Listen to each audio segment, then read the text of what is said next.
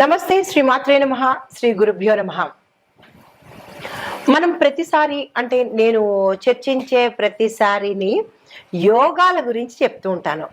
ఏ సమయంలో ఏ యోగాలు పడతాయి, ఆ యోగాలు ఏ ఏ గ్రహాల ద్వారా మనకి అనుకూలిస్తాయి, ఆ గ్రహాల వల్ల ఆ యోగాల వల్ల దేశకాలమాన పరిస్థితులు ఎలా ఉంటాయి, దాంతో పాటుగా మేషాది ద్వాదశ రాశుల వారికి ఎలాంటి ఫలితాలు, మిశ్రమ ఫలితాలా, శుభ ఫలితాలా, మంచి ఫలితాలా, చెడు ఫలితాలా, ఇలాగా నేను ఎప్పుడూ మీకు మీ ముందుకు ప్రతిసారి ఒక్కొక్క యోగాన్ని తెచ్చిస్తుంటాను. అయితే ఇప్పుడు నేను మీకు అందించే ఒక బ్రహ్మాండమైన యోగము, మహారాజ యోగము, అది ఎవరిస్తున్నారు అంటే కనుక మన శని భగవానుడండి.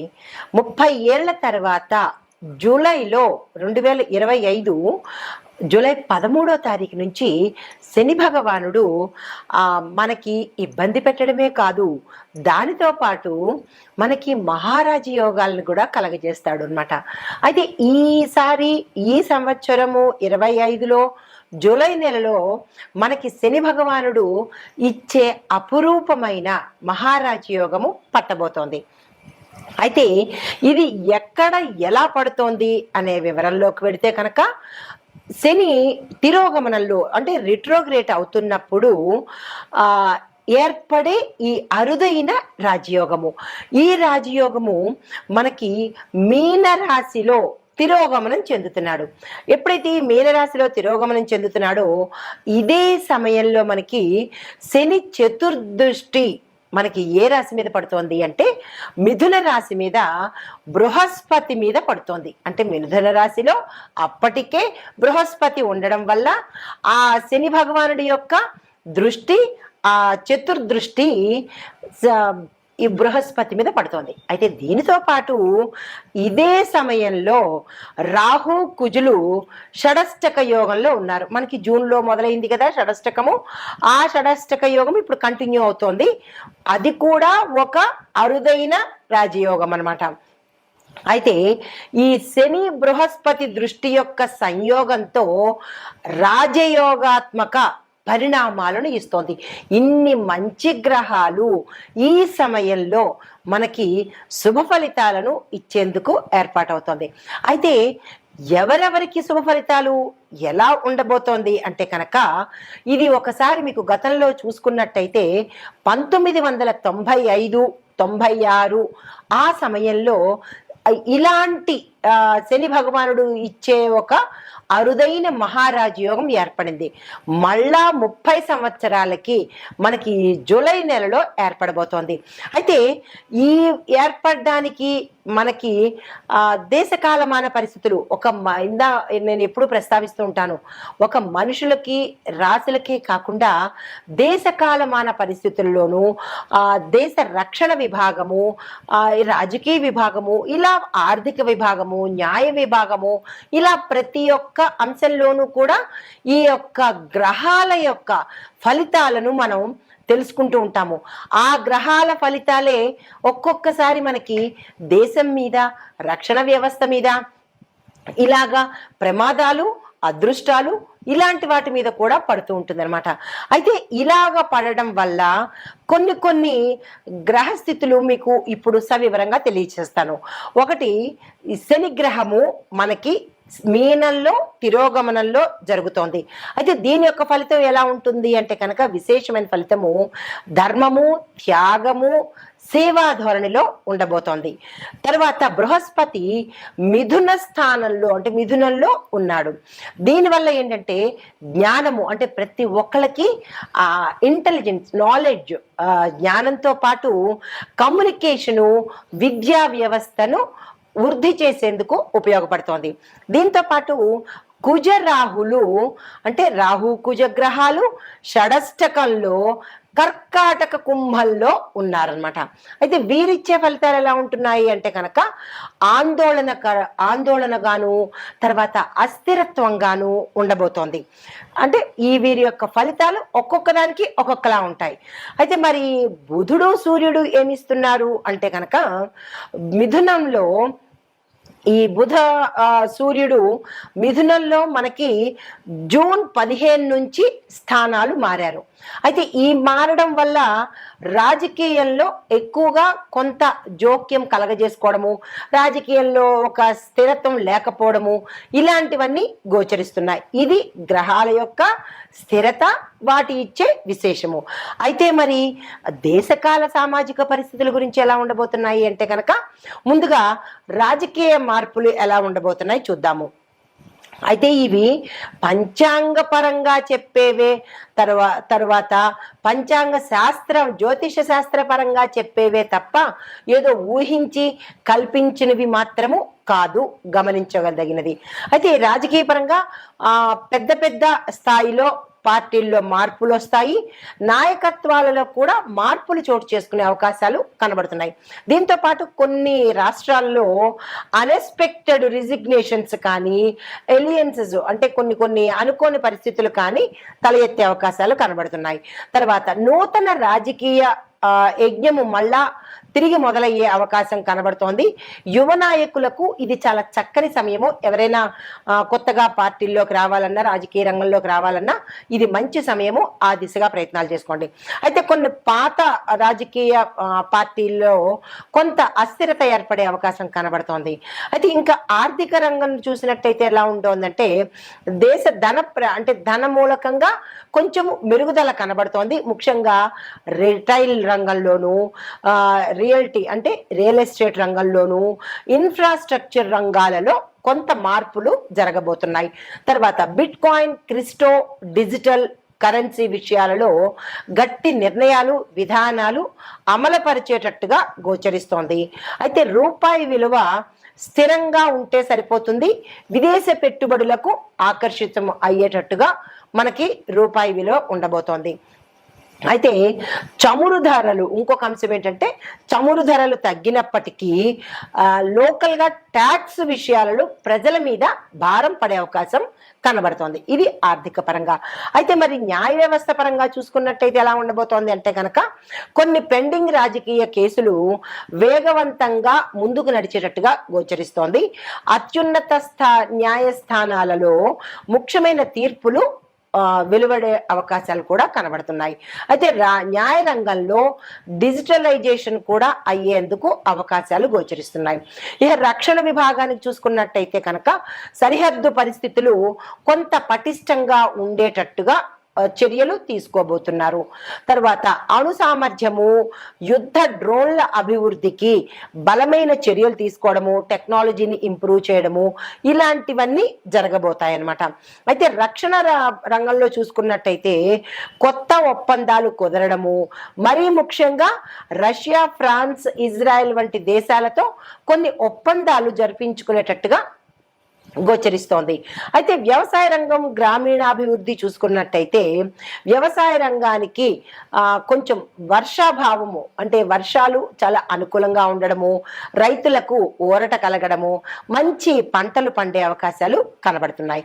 దీంతో పాటు రైతు సమస్యల మీద ప్రభుత్వము వాస్తవంగా వాళ్ళ ప్రాబ్లమ్స్ ఏంటి అనేది చర్యలు తీసుకునేందుకు అవకాశాలు కనబడుతున్నాయి. అయితే సబ్సిడీలు, ఇంక్రిమెంట్లు, క్రెడిట్ స్కీములు మరికొంత సమర్థవంతంగా ప్రజల్లోకి తీసుకెళ్లేందుకు దోహదపడుతుంది. తర్వాత సామాజిక పరంగా చూసుకున్నట్టయితే చట్ట శాసనాలు అంటే చట్టానికి కొంత వ్యతిరేక దిశగా వెళ్ళడము, కొంత ఉద్రిక్తత అవ్వడము, ప్రజలకు ఇష్టం లేకపోవడము, ఇలాంటి చర్యలు సామాజిక పరంగా జరిగేందుకు అవకాశాలు కనబడుతున్నాయి. అయితే దీంతో పాటు దేశభక్తి యువతలో కూడా పెరిగే అవకాశాలు కనబడుతున్నాయి. అయితే దీనితో లక్కీ రాశులు అంటే ఈ శని యొక్క మహారాజయోగంలో ఏ రాశులకు మనకి అభివృద్ధి కనబడుతోంది అంటే కనుక, వృషభ రాశి వారికి, తరువాత కర్కాటక రాశి వారికి, కన్యా, ధనస్సు, కుంభ, ఈ 5 రాశుల వాళ్ళకి విశేషమైన ఫలితాలు ఇస్తున్నాయి. అయితే ముందుగా వృషభ రాశి వారికి ఎలాంటి అంశము అంటే కనుక, ధనము విపరీతంగా రావడము, ఆకస్మిక ధనము, ధనానికి సంబంధించినటువంటి వృద్ధి కనబడుతోంది. స్థిర చరాస్తులు కూడా వీళ్ళు వృద్ధి చేసుకుంటారు. తర్వాత కర్కాటక రాశి వారికి ఏ అంశంలో అంటే, అన్ని రాశుల వాళ్ళకి ఒకే అంశంలో ఉండదు, ఒక్కొక్క రాశి వారికి ఒక్కొక్క స్థానాన్ని బట్టి ఆ స్థానాల యొక్క అభివృద్ధి గోచరిస్తుంది. ఇప్పుడు కర్కాటక రాశి వారికి చూసుకున్నట్టయితే ఈ రాశిలో ఉండే వారికి రాజకీయ పరంగా మంచిగా జరిగే అవకాశం ఉంది, ఆధ్యాత్మిక పరంగా అభివృద్ధి కనబడుతోంది. అయితే కన్యా రాశి వారికి చూసుకున్నట్టయితే ఉద్యోగస్తులకు మంచి మంచి అభివృద్ధి కనబడము, ఉద్యోగంలో ఉండే వారికి విశేషమైన ఫలితాలు కనబడుతున్నాయి. బుద్ధి వికాసము అంటే వీళ్ళు మరింత స్మార్ట్గా వర్క్ చేసేందుకు కనబడుతోంది. ధనుసు రాశి వాళ్ళకి చూసుకున్నట్టయితే ఈ ధనుసు రాశిలో ఉద్యోగస్తులు వ్యాపారస్తులు ఉన్నట్టయితే కనుక వాళ్ళకి మంచి లాభాలు వచ్చే అవకాశము, పెట్టుబడుల మీద ధనం వచ్చే అవకాశము కనబడుతోంది. దీంతో పాటుగా విదేశాలు వెళ్ళి అక్కడ స్థిరపడ్డమో లేదా విదేశాలు వెళ్ళడానికి సంబంధించినటువంటి ప్రయత్నాలు ఫలించే అవకాశాలు కనబడుతున్నాయి. తర్వాత కుంభరాశి వాళ్ళకి చూసుకున్నట్టయితే కనుక టెక్నికల్ పరంగాను టెక్నాలజీ పరంగాను తర్వాత కొత్త కొత్తవి ఏవైనా వీళ్ళు ఆవిష్కరించాలంటే ఇన్నోవేటివ్గా ఉండాలన్నా, ఎంటర్‌ప్రీనర్‌లో ఉండాలన్నా, స్టార్టప్ కంపెనీలు స్టార్ట్ చేసుకోవాలన్నా, వ్యాపార పరంగాను ఇలా ఈ రాశిలో ఉండే వారికి ఈ పరంగా కలిసి వచ్చే అవకాశాలు కనబడుతోంది. అయితే ఓవరాల్గా ఈ 5 రాశుల వారికి విశేషమైన ఫలితాలు ఇవ్వబోతున్నాడు మన శని మహారాజు. అయితే జాగ్రత్తగా ఉండవలసిన రాశులు ఏంటంటే మేషము, మిథునము, తుల, మీనము. ఈ 4 రాశుల వాళ్ళు చాలా చాలా చాలా జాగ్రత్తగా ఉండాలి. అయితే ఏ అంశంలో జాగ్రత్తగా ఉండాలనేది కూడా ఇక్కడ మీకు వివరిస్తాను. గోచార రీత్యా మీరు జాగ్రత్తలు తప్పనిసరిగా తీసుకోండి. మేషరాశి వారికి కుటుంబంలో సమస్యలు ఎక్కువగా వచ్చే అవకాశాలు కనబడుతున్నాయి, దానికి సంబంధించిన జాగ్రత్తలు తీసుకోండి. ఆర్థికంగా మీరు చాలా డిస్టర్బ్ అయ్యే అవకాశం కనబడుతోంది. అంటే ఆర్థిక ఒత్తిడులు మీ మీద రుణపరంగా కావచ్చు లేదా అప్పుల పరంగా కావచ్చు, ఏదైనా కానీ ఆర్థిక పరంగా మీకు చాలా స్ట్రెస్ ఎక్కువ అవుతుంది, ముందుగానే తెలుస్తోంది కాబట్టి జాగ్రత్తలు తీసుకోండి. మిథున రాశి వారికి మానసికంగా విపరీతమైన ఒత్తిడి ఎదుర్కొనే అవకాశం, స్ట్రెస్ తీసుకుంటారు. అది కుటుంబ పరంగా కావచ్చు, ఉద్యోగ పరంగా కావచ్చు. ఈ రాశిలో ఉండే ప్రతి ఒక్కరికి, విద్యార్థులకు, రాజకీయ నాయకులకు, తరువాత వ్యాపారస్తులకు, ఉద్యోగస్తులకు, ఇలా ప్రతి ఒక్కళ్ళకి, స్త్రీలు పురుషులకు కూడా మానసిక ఒత్తిడి అనేది తప్పదు. దీంతో పాటు డబ్బు వ్యవహారాలు ఏదైనా మీరు చెయ్యాలి అనుకుంటే చాలా చాలా జాగ్రత్తలు తీసుకోండి.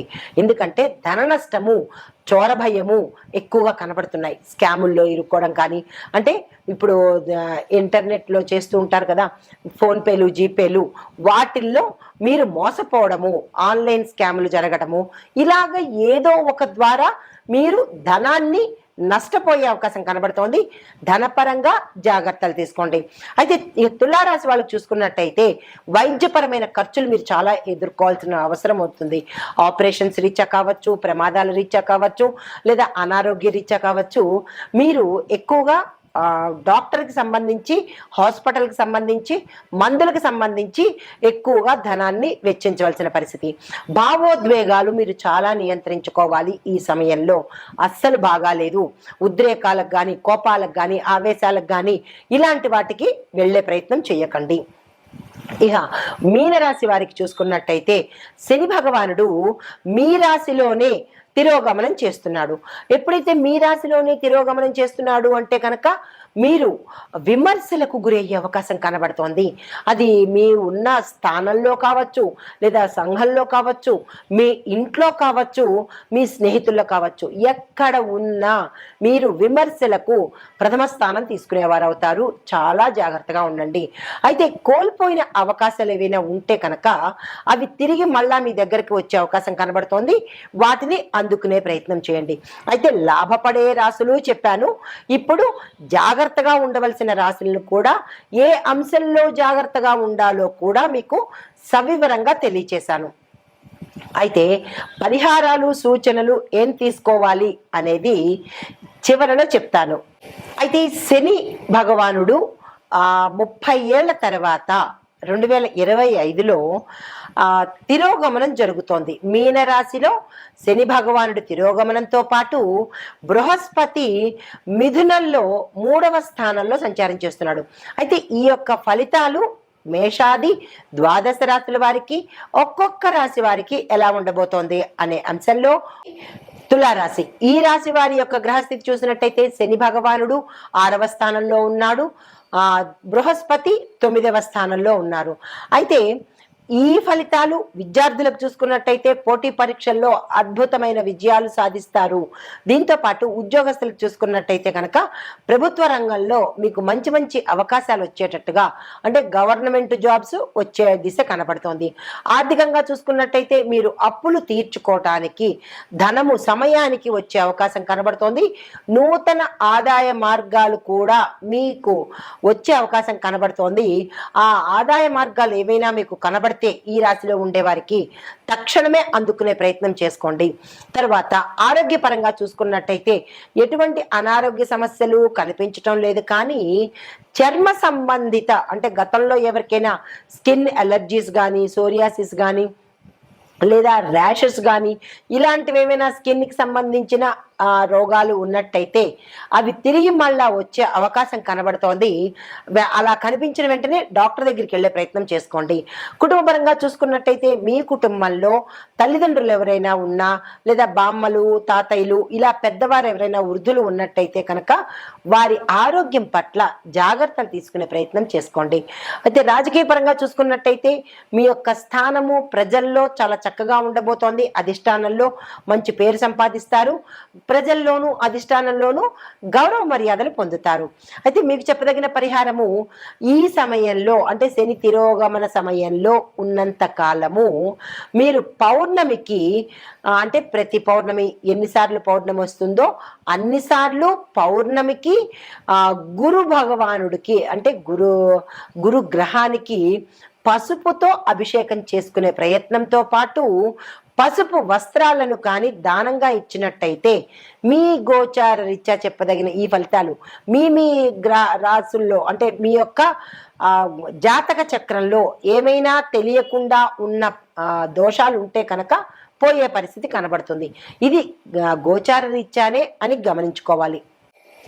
అయితే ఇప్పుడు ఈ మేషాది ద్వాదశ రాశుల వారికి ఈ శని తిరోగమనంలో మీరు ఏం చేసుకోవాలి, మీ యొక్క బాధలకు ఎట్లాంటి మంత్రం చదువుకోవాలి అనేది తదుపరి రాశి తులారాశి.